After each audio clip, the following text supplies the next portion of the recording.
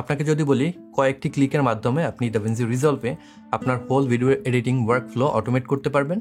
এটি হতে পারে সাইলেন্ট অংশ মুছে ফেলা, হতে পারে ক্যাপশন যুক্ত করা, অথবা অটো জুম যুক্ত করা, অথবা আপনি যদি পডকাস্ট এডিট করে থাকেন অটোমেটিক্যালি পডকাস্ট রেডি করা। হ্যাঁ, সেরকমটাই আপনি পারবেন একটা প্লাগইন ব্যবহার করে, যেটার নাম হলো অটোকাট। আগে অটোকাট প্রিমিয়ার প্রোর জন্য শুধুমাত্র অ্যাভেলেবেল ছিল, বাট এখন কিন্তু আপনি অটোকাট পেয়ে যাচ্ছেন DaVinci Resolve-এর জন্য। সো আজকের ভিডিওতে আমরা দেখব এই অটোকাট প্লাগইন ব্যবহার করে আপনি DaVinci Resolve-এ কিভাবে আপনার ভিডিও এডিটিং ওয়ার্কফ্লো অটোমেট করতে পারেন। আর দেরি না করে চলুন শুরু করা যাক। সো প্রথমে আপনাকে যেটা করতে হবে, DaVinci Resolve-এর জন্য অটোকাট প্লাগইনটাকে ইনস্টল করতে হবে। ইনস্টলিং প্রক্রিয়া খুবই সহজ, আমি ডেসক্রিপশন বক্সে লিঙ্ক দিয়ে রাখবো, সেই লিঙ্কে ক্লিক করে আপনারা অটোকাট যে প্লাগইন রয়েছে রিজলভের জন্য ডাউনলোড করে নিতে পারেন। ডাউনলোড শেষ হয়ে গেলে জাস্ট ডাবল ক্লিক করলে কিন্তু আপনার অটোকাট প্লাগইনটা ইনস্টল হয়ে যাবে। ইনস্টল প্রক্রিয়া শেষ করে ফেললে পরে DaVinci Resolve আপনি চলে যাবেন এবং সেইখানে ওয়ার্ক স্পেস যে মেনু রয়েছে সেটার ভিতরে প্রবেশ করলে পরে নিচে দেখবেন স্ক্রিপ্ট নামে একটা অপশন রয়েছে। এটার ভিতরে আপনি অটোকাট যে প্লাগইন সেটাকে খুঁজে পাবেন। এখানে ক্লিক করলে পরে কিন্তু অটোকাট প্লাগইনটা ওপেন হয়ে যাবে এবং আপনার যে কাজ সেটাকে শুরু করতে পারবেন। আমরা যদি অটোকাট প্লাগইনটাকে ওপেন করি, এখানে 4টা অপশন বর্তমানে আমরা অ্যাভেলেবেল পাবো, যেটা হলো auto cut silence, auto cut podcast, auto cut captions এবং সর্বশেষে অটোকাট জুম। আমি একটি ভিডিও ক্লিপ রেকর্ড করেছি এই ফিচারগুলো টেস্ট করার জন্য। তো চলুন আমরা অটোকাট সাইলেন্স দিয়ে শুরু করি। আমি যদি প্রথমে আপনাদেরকে যে ভিডিও রয়েছে সেটাকে দেখাই। Hey guys, this is James and welcome to a new DaVinci Resolve tutorial. Today I'll show you how you can. এখানে আপনি দেখতে পাবেন অনেক পজেস রয়েছে। আমি যদি নিজে নিজে এই পজেস এবং সাইলেন্টগুলো মুছে ফেলতে যাই তাহলে অনেক সময় লাগবে। অটোকাট সাইলেন্স এখানে আপনাকে সাহায্য করতে পারে। প্রথমে একটা ইন পয়েন্ট এবং আউট পয়েন্ট আপনার তৈরি করতে হবে যে অংশে কাজ করতে চান। অটোকাট সাইলেন্সে যদি এবার আপনি ক্লিক করেন, এখান থেকে কনফার্ম ইন আউট পয়েন্টসে ক্লিক করতে হবে।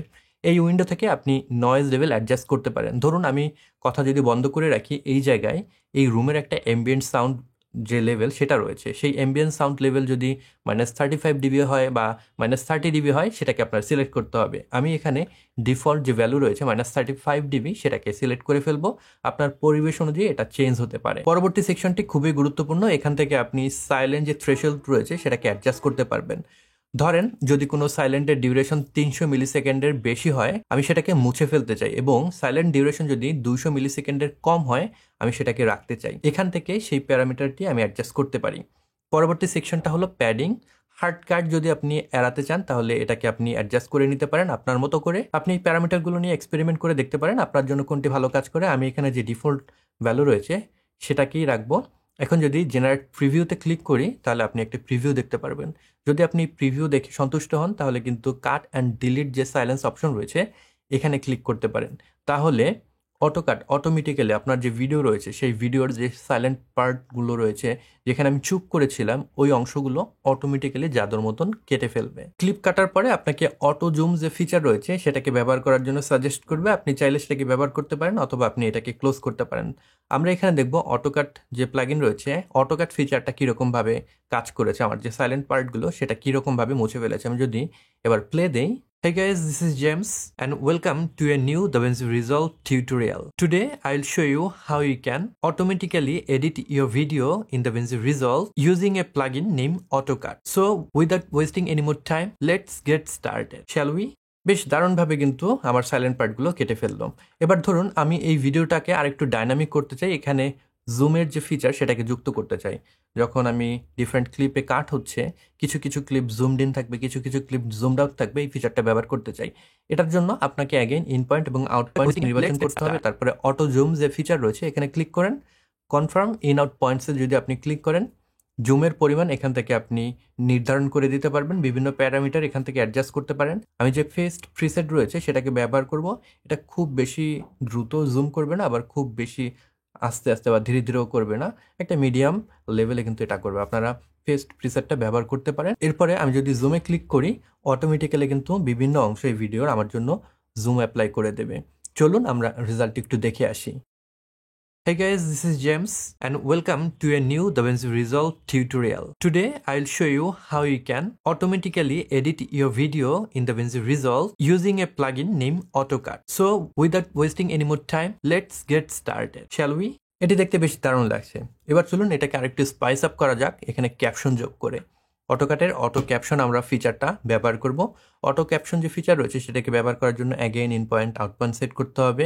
দেন আপনি অটো ক্যাপশনে যদি ক্লিক করেন তাহলে আপনাকে অ্যাগেইন মনে করিয়ে দেবে ইন পয়েন্ট আউট পয়েন্ট আপনি সিলেক্ট করেছেন কিনা। পরবর্তী উইন্ডোটি ওপেন হবে। এখন আপনার ভিডিওর যে ভাষা রয়েছে সেটাকে সিলেক্ট করেন। আমি এখান থেকে আমার যে ভাষা রয়েছে ইংলিশ সেটাকে সিলেক্ট করব। দেন আমি গো টু ক্যাপশন এডিটরে ক্লিক করব।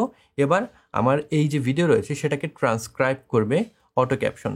সো আপনার ভিডিওর যে ডিউরেশন রয়েছে সেটার উপর ডিপেন্ড করে কিছুটা কম বেশি সময় লাগতে পারে।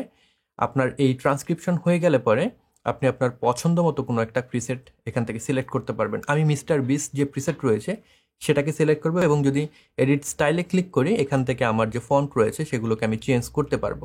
আপনি চাইলে এই চেঞ্জগুলো প্রিসেট আকারেও সেভ করে রাখতে পারবেন, বাট এই ভিডিওর জন্য আমি জাস্ট এটাকে সেভ করে নিলাম। এরপরে নেক্সট যে অংশ রয়েছে এখান থেকে আপনি পজিশন এবং স্কেল চেঞ্জ করতে পারবেন যদি আপনার যে ক্যাপশন রয়েছে সেটার পজিশনটাকে হেরফের করতে চান। আমি আমার যে ডিফল্ট ভ্যালু রয়েছে সেটাকেই রাখবো। এরপর যদি এডিট ট্রান্সক্রিপশন সেকশনে ক্লিক করি, যে ট্রান্সক্রিপশনটা অটোকাট তৈরি করেছে এই ট্রান্সক্রিপশনটা আমি রিভিউ করতে পারবো। যদি কোনো ভুল থাকে এই জায়গা থেকে আপনি সেটাকে শুধরে নিতে পারেন। যদি আপনার দেখেন যে কোনো ভুল টুল নেই বা আপনি যদি ভুল থাকে সেগুলো ঠিক করে নেন, তারপরে সেভ বাটনে আপনি ক্লিক করতে পারেন এই ট্রান্সক্রিপশনটাকে সেভ করার জন্য।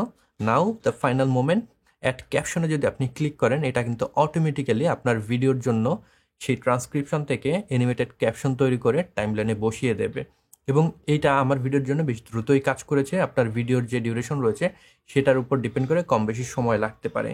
তো চলুন আমরা আমাদের ফাইনাল যে আউটপুট সেটাকে একটু দেখে আসি। Hey guys, this is James and welcome to a new DaVinci Resolve tutorial. Today I'll show you how you can automatically edit your video in DaVinci Resolve using a plugin named AutoCut. So without wasting any more time, let's get started. Shall we? বেশ দারুণ তাই না? খুব অল্প সময়ের ভিতরেই আমরা একটা ভিডিওর মোটামুটি কাজ কিন্তু সেরে ফেলতে পারলাম।